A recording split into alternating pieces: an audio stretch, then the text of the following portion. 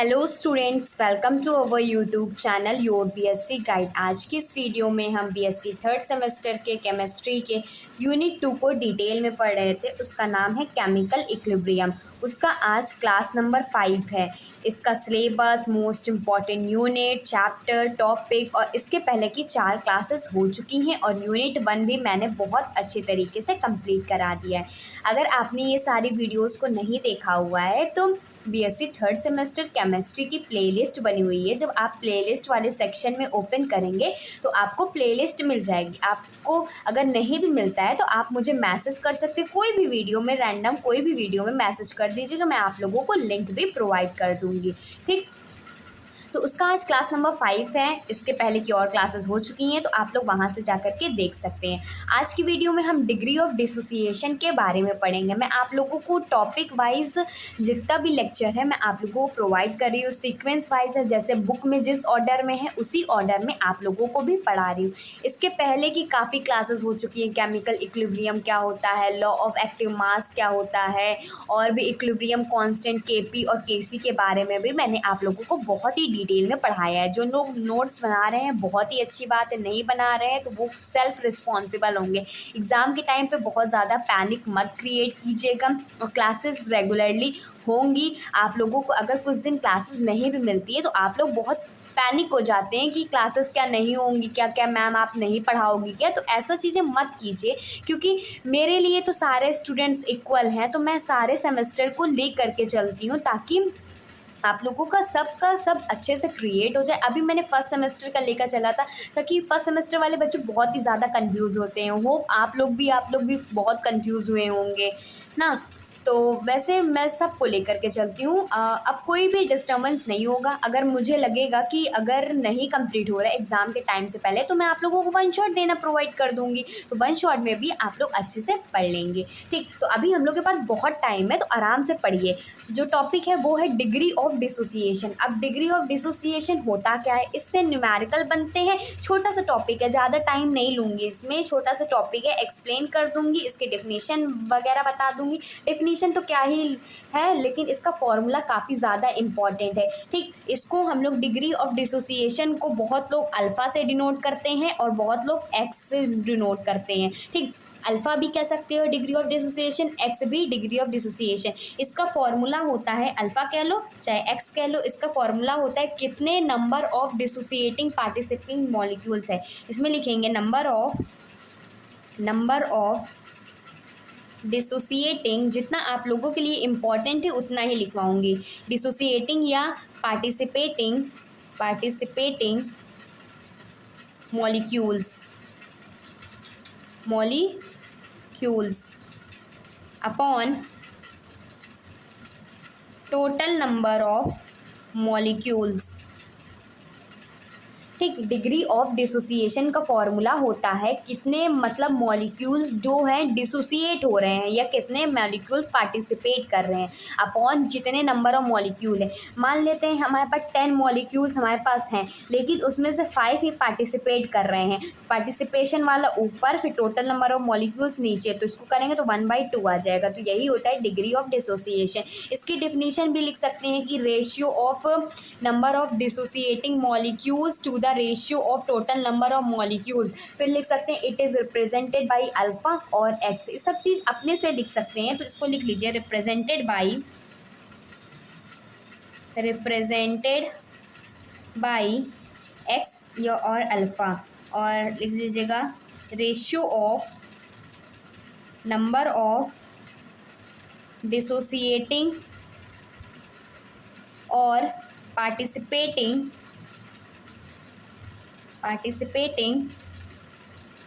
molecules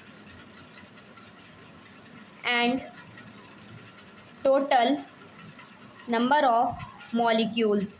जो मैंने formula में बताया बस वही को लिखवा दिया है। इसमें आप लोगों को कोई पैनिक क्रिएट करने की ज़रूरत नहीं है। अगर हमें ये चीज़ परसेंटेज में चाहिए होगी बस मल्टीप्लाई बाई 100 कर देंगे, एक्स बाई अल्फ़ा, और या एक्स भी कह सकते हो। जो नंबर ऑफ पार्टिसिपेटिंग एटम है, नंबर ऑफ डिसोसिएटिंग मॉलिक्यूल ऐसे लिख लीजिए शॉर्ट फॉर्म में, फिर टोटल नंबर ऑफ मॉलिक्यूल, ठीक, इनटू 100 कर देंगे हम लोग, तो ये हमें परसेंटेज में भी निकल आएगा। तो ये क्या है, इन परसेंटेज भी आप लोग इसको निकाल सकते हैं। एक एग्जाम्पल ले लेती हूँ ताकि उसके थ्रू आप लोगों को और अच्छे से समझ में आ जाए। तो एग्जाम्पल देखते हैं, एक एग्जाम्पल ले लेते हैं, जैसे कि HI वाला ले लेते हैं। ये वाला काफ़ी इम्पॉर्टेंट एग्जाम्पल बुक में भी दिया हुआ है। इसमें रिवर्सिबल होता है, इतना याद रखिएगा कि डिग्री ऑफ डिसोसिएशन जो होता है वो रिवर्सिबल रिएक्शन में ही पॉसिबल है। अगर आप इरिवर्सिबल रिएक्शन करते हैं तो उसमें ये चीज़ पॉसिबल नहीं है। तो ये है 2HI बनता है। हम मान लेते हैं कि इनिशियल नंबर ऑफ मोल्स, जो इनिशियल मोल्स हैं, इनिशियल नंबर ऑफ मोल्स वो हमारे पास A है, यहाँ पर B है। अभी हमारे पास प्रोडक्ट कुछ नहीं बना है, 0 है। अब इक्विलिब्रियम कंडीशन पे पहुंच जाता है। इक्विलिब्रियम कंडीशन पे जहाँ rate of reaction forward reaction backward reaction के इक्वल होता है, तो वहाँ पर कितना हो जाएगा, A माइनस एक्स, इससे कुछ कम हो जाएगा, B माइनस एक्स कम हो जाएगा। तो यहाँ से x कम हो रहा है, यहाँ से कम हो रहा है, तो यहाँ पर 2x हो जाएगा। ठीक, इक्विलिब्रियम पे हमने निकाली है। ये क्या है, इनिशियल मोल्स है, ये है इक्विलिब्रियम पे। और अगर हम वॉल्यूम पे लेते हैं, वॉल्यूम इज वी वो वी क्या है, वॉल्यूम है, वी वॉल्यूम। अगर हम वॉल्यूम में निकालते हैं इन लीटर्स में, तो वो कैसे निकलेगा, A minus x upon volume. ये हो जाएगा B minus x by volume. ये भी क्लोज कंटेनर में रिएक्शन होगी। ये 2x अपॉन वॉल्यूम। इधर देखिए, फिर से मैं आप लोगों को समझा देती हूँ। इसमें मैंने क्या किया कि हमने एक एग्जाम्पल लिया H2 और I2 का, जिसमें से 2HI बनता है और इसका रिवर्सिबल रिएक्शन है, मतलब 2HI से ये भी ब्रेक हो जाएगा। हमने इनिशियल मोल्स इसका A लिया, इसका B लिया, और प्रोडक्ट की कंसेंट्रेशन हमारे पास 0 थी। फिर इक्विलिब्रियम पे पहुँचे तो कुछ इससे कम हुआ होगा, तो प्रोडक्ट से A माइनस एक्स कम हुआ, और I2 से भी जो कि रिएक्टेंट है वो B माइनस एक्स कम हुआ। लेकिन कुछ उस टाइम पे प्रोडक्ट बना होगा, 2x बन गया। अगर हम वॉल्यूम में निकालें, वॉल्यूम भी तो चाहिए होगी इसमें, क्योंकि हम इसमें बात कर रहे हैं ना, तो इसमें वॉल्यूम भी चाहिए होगी। तो A minus x divided by B, तो ये जो A माइनस एक्स बस डिवाइड कर देना B से, तो वॉल्यूम में निकल आएगा लीटर में B minus x divided by B और 2x बाई B। ठीक, तो इतना हमने निकल आया। और हम जानते हैं एक्टिव मास जब निकालते थे तो उसमें मैंने आप लोगों को रेट ऑफ रिएक्शन भी निकालना सिखाया है। तो हम लिखेंगे from law of active mass, active mass की प्रॉपर्टी से हम ये कह सकते हैं, अगर हमें x के लिए निकालना है, के रेट कांस्टेंट निकालना है, तो इसमें प्रोडक्ट की कंसंट्रेशन क्या है, HI है। ठीक, इसकी पावर में क्या चला जाएगा, 2 है। ठीक, ये ऊपर हो जाएगा। फिर रिएक्टेंट की कंसंट्रेशन लिखते थे, ये हो गए रिएक्टेंट की कंसंट्रेशन। अब इसको सॉल्व करेंगे, HI की जगह पे हम लोग क्या लिखेंगे, अभी हमारे पास प्रोडक्ट कितना बचा है, वॉल्यूम में लिखेंगे 2x बाई B, तो इसकी जगह पे हम लिखेंगे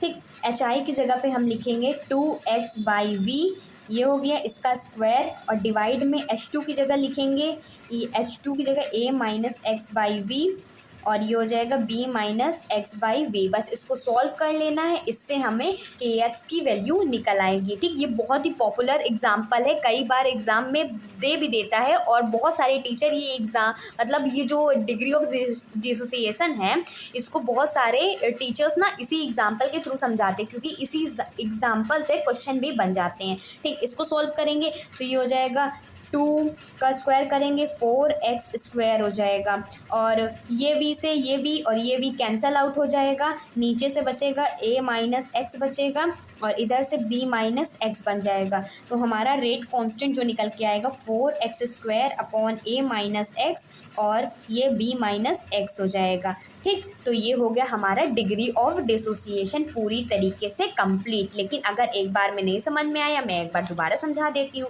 ताकि आप लोगों को और अच्छे तरीके से समझ में आ जाए। देखिए, डिग्री ऑफ डिसोसिएशन हम अल्फ़ा या एक्स से डिनोट करते हैं। इसमें कितने नंबर ऑफ मतलब पार्टिकल या मॉलिक्यूल्स हैं वो डिसोसिएट हो रहे हैं। अभी हमने डिसोसिएशन वाला ही तो एग्जाम्पल लिया था, ये देखिए डिसोसिएशन वाला ही तो लिया था। देखिए, उल्टा भी ले सकते हैं, अगर उल्टा लेना चाहें तो उल्टा भी मैं आप लोगों को करा देती हूँ ताकि और कोई कन्फ्यूज़न ना रहे। इसमें मैंने आप लोगों को बता दिया कि इस तरीके से होता है। उल्टा वाला भी देख लीजिए एक बार,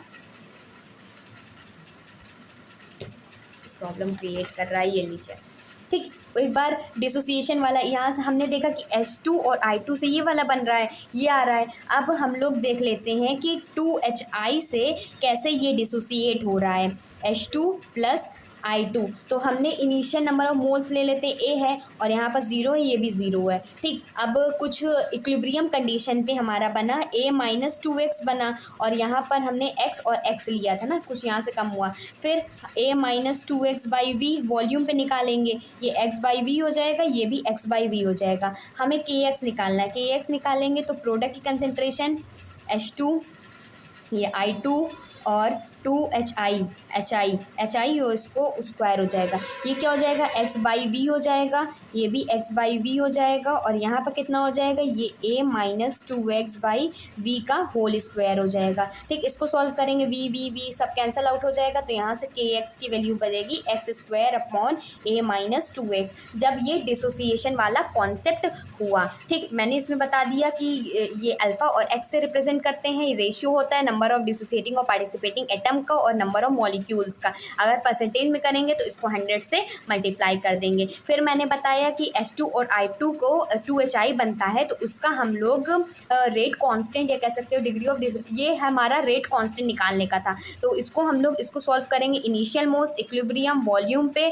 फिर उसके बाद एक्टिव मास निकाला, kx की वैल्यू निकाल लिया। और यहाँ से मेन कॉन्सेप्ट यही सही है कि यहाँ पर डिग्री ऑफ डिसोसिएशन निकल के आ रहा है, जिसे हम kx से डिनोट करते हैं।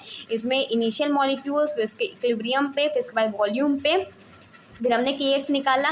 फिर इसी के थ्रू अगर आपके पास x की वैल्यू दी होती है तो आप लोग इसको रख करके डिग्री ऑफ डिसोसिएशन भी निकाल सकते हैं। होप आपको ये कॉन्सेप्ट अच्छे से समझ में आया होगा। छोटा सा ही टॉपिक था तो मैं बहुत ज़्यादा नहीं खींचना चाहती हूँ, आप लोगों को बस समझाना चाहती हूँ कि इतना ही था। बाकी आप लोगों को फिज़िक्स, केमिस्ट्री, मैथमेटिक्स के ये 3rd सेमेस्टर के लेक्चर्स मिल जाएंगे मेरे चैनल पर। मैं तीनों सब्जेक्ट पढ़ाती हूँ, बस थोड़ा सा टाइम देना पड़ता है आप लोगों को, सारी चीज़ें आप लोगों को अवेलेबल हो जाएंगी क्योंकि मैं तो एक ही हूँ ना, मैं कहाँ कहाँ पर सब तुरंत ही नहीं प्रोवाइड कर सकती ना, इसीलिए थोड़ा सा टाइम ज़रूर लगता है। आप लोग भी समझते होंगे, इतने तो बड़े हो ही गए हैं। बाकी अगर आपके कोई छोटे भाई बहन है तो उनके लिए भी पीसीएम के साथ साथ इंग्लिश और कंप्यूटर साइंस, जो बीए वाले बच्चे हैं उनके लिए इंग्लिश को भी प्रोवाइड करती हूँ और कंप्यूटर साइंस जिसका है मेन कोर सब्जेक्ट या माइनर में जिसका भी है तो वो उनके लिए भी प्रोवाइड करती हूँ। तो अगर आपके छोटे भाई बहन है, चाहे बीए लिए हो चाहे बीएससी लिए हो, आप लोग प्लीज़ ज़रूर रिकमेंड कीजिए ताकि उन तक भी पहुँच सके। मेरा मेन मोटिव यही है कि हर एक बच्चे तक पहुंच सके जो अच्छे से प्रिपरेशन नहीं कर पा रहा हो, बहुत ज़्यादा उसको टफ लगता हो। अच्छा, सच सच बताइएगा, जब आपको मेरा चैनल नहीं मिला था तब आप लोगों को क्या प्रिपरेशन सही चल रही थी, कैसी चल रही थी, ये बताइएगा बस आप लोग। बाकी तो आप लोग खुद ही समझदार है कि थोड़ी सी हेल्प मिल ही रही है मेरे चैनल से। आप लोग सच सच बताइएगा कि मेरे चैनल से पहले क्या आप लोगों को अच्छी प्रिपरेशन मिल रही थी, पूरी तरीके से गाइडेंस मिल रही थी कि नहीं, आप लोग ज़रूर बताएंगे। ठीक, बाकी कोई मेरे वो बहुत बड़ी बात नहीं कि मैं अपने बारे में पूछ रही हूँ, या होता है ना किसी किसी का कि आप लोग बताएंगे, कि वैसे प्रॉपर तरीके से आपको गाइड भी करूँगी, चिंता मत कीजिए आप लोग। ठीक, तो आप लोगों को अच्छा लगता है वीडियो को लाइक कीजिएगा, ज़्यादा से ज़्यादा शेयर कर दीजिए। Goodbye and stay safe.